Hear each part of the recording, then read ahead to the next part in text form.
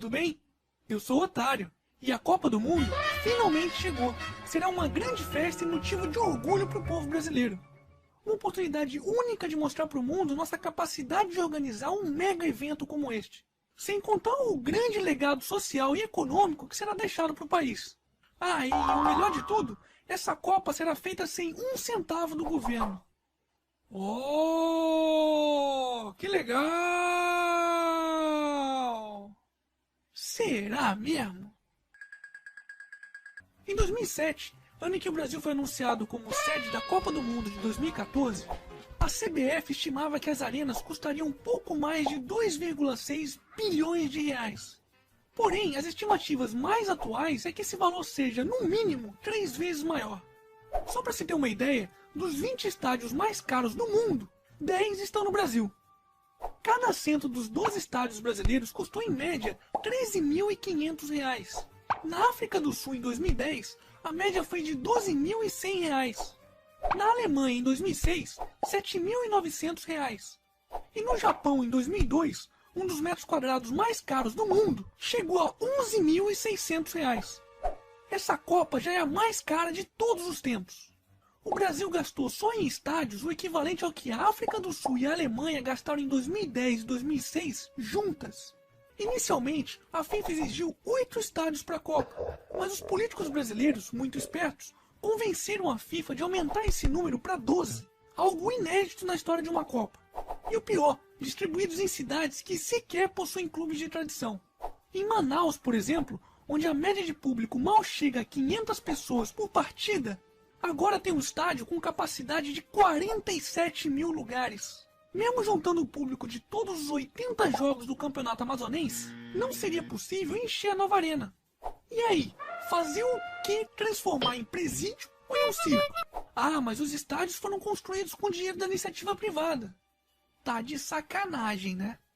Hoje o que vemos é que de cada R$ 10 gastos em estádios, 9 foram emprestados, financiados ou pagos pelo poder público. Para construir o novo estádio do Corinthians, por exemplo, a soma de incentivos fiscais e gastos públicos gira em torno de 581 milhões de reais. Só a Prefeitura de São Paulo deixou de arrecadar 420 milhões de reais em impostos, sem contar os 400 milhões de reais emprestados pelo BNDES. O estádio Mané Garrincha em Brasília, que inicialmente foi orçado em cerca de 700 milhões de reais, mais do que dobrou esse valor, com indícios de superfaturamento de mais de 430 milhões de reais. No Maracanã, que inicialmente custaria 600 milhões de reais, também teve seu valor final dobrado, com irregularidades da ordem de 67 milhões de reais. E na Arena Amazônia, o TCU aponta sobrepreço de mais de 80 milhões de reais. Quer mais? O Mundial vai gerar para a FIFA uma receita de aproximadamente 9 bilhões de reais, a maior da história, 2 vezes mais que na Alemanha, em 2006. Enquanto isso, o Brasil deixará de arrecadar aproximadamente 1 bilhão de reais em impostos, já que uma das principais exigências para um país sediar a Copa é justamente a isenção de impostos para os envolvidos no evento. No total, 8 impostos deixaram de ser cobrados, inclusive o imposto de renda dos funcionários. Ah, mas e o legado, a ampliação de aeroportos, melhoria de estradas e transporte público, investimento em segurança e turismo? Passados 7 anos do anúncio de que o Brasil sediaria o Mundial, o que se vê é que o legado que a Copa vai deixar é o da vergonha, da malandragem, da mentira e da especulação imobiliária. E com relação aos demais legados, às vésperas do início do Mundial, não chega a 50% a quantidade de obras e projetos entregues do chamado legado que o Mundial deixaria para o país. São obras e investimentos em mobilidade urbana, segurança, aeroportos, portos, telecomunicações e estruturas de turismo que simplesmente nem saíram do papel ou ainda não estão 100% concluídas. De 167 intervenções anunciadas, apenas 68 estão prontas, ou seja, 41%. Outras 60 estão incompletas e 28 ficarão para depois da Copa. Além disso, 11 obras foram abandonadas e sequer saíram no papel, como a ridícula ideia do trem-bala Rio-São Paulo. Dos 12 estádios, 3 ainda estão incompletos. Dos 67 projetos de mobilidade urbana que deveriam estar prontos até o início da Copa, hoje existem apenas 58 obras na relação, sendo que 32 estão incompletas e 19 ficarão prontas apenas depois da competição. Das 43 obras em portos e aeroportos, 2 foram abandonadas, 9 ficarão para depois da Copa e 11 ainda estão incompletas. Na área de telecomunicações, ainda faltam terminais, redes de fibra ótica e a estrutura para transmissão dos jogos. O quê? Tecnologia 4G? Essa eu quero ver. O Brasil mal funciona com 3G, o que esperar então do 4G? E na área de segurança estamos tão bem que o porteiro, quer dizer, o ministro dos esportes, tranquilizou a todos, dizendo que o Brasil está com a sua segurança preparada. Afinal, somos menos perigosos que o Iraque em época de guerra. A CBF aumentou seus lucros em quase 300% desde o anúncio do Brasil como sede. A Globo fechou contratos bilionários com seus patrocinadores. As construtoras estão faturando alto com as obras superfaturadas. Os jogadores e ex-jogadores continuarão milionários, ganhando ou não os jogos. E os políticos? Ah, esses estão rindo à toa. Agora, quando você for torcer pro Brasil, lembra de tudo isso. Mas vê se não se esquece até as eleições, tá? Porque a culpa também é sua.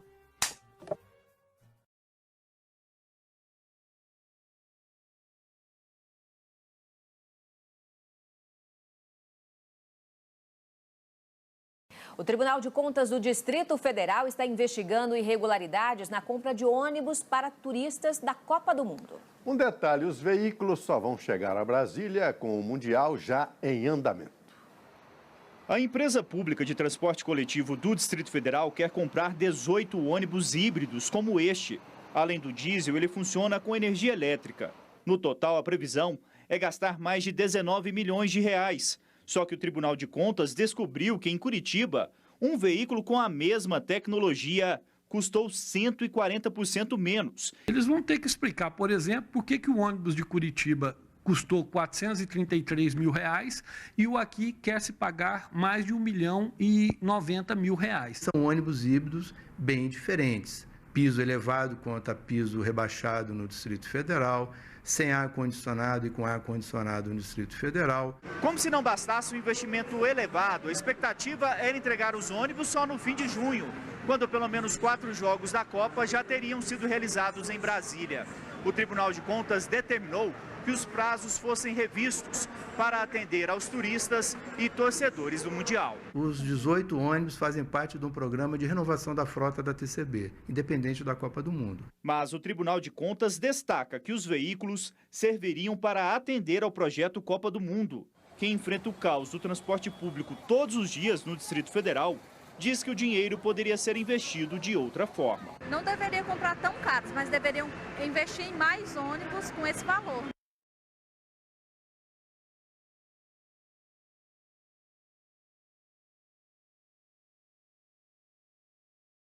E o rei Pelé, mais uma vez, deu uma declaração polêmica. Em Nova York, ele afirmou que o superfaturamento na construção dos estádios para a Copa não é importante. Numa entrevista exclusiva aqui em Nova York, agora há pouco, Pelé desabafou. O rei do futebol, que foi contra as manifestações populares de junho, falou do que ele espera da Copa do Mundo de futebol no ano que vem no Brasil. Eu falei, olha, não vamos misturar as coisas, porque a seleção brasileira não tem nada a ver com a corrupção dos políticos. E outra coisa que agora você me deu a oportunidade, eu quero que todo brasileiro escuta isso. Para fazer a Copa do Mundo, há 4 anos atrás, nós lutamos muito para que a FIFA, não é, concedesse essa oportunidade para o Brasil. Agora nós temos 10 meses, faltam 10 meses para começar a Copa do Mundo. Então não vai dar para quebrar todos os estádios e devolver o dinheiro. Infelizmente não vai dar. Então vamos aproveitar esse tempo que nós estamos para arrecadar dinheiro, para que o Brasil faça um turismo muito grande e recompense o dinheiro que foi roubado nos estádios. É isso que eu digo para os brasileiros. E é a primeira vez que eu estou falando isso porque eu amo meu país.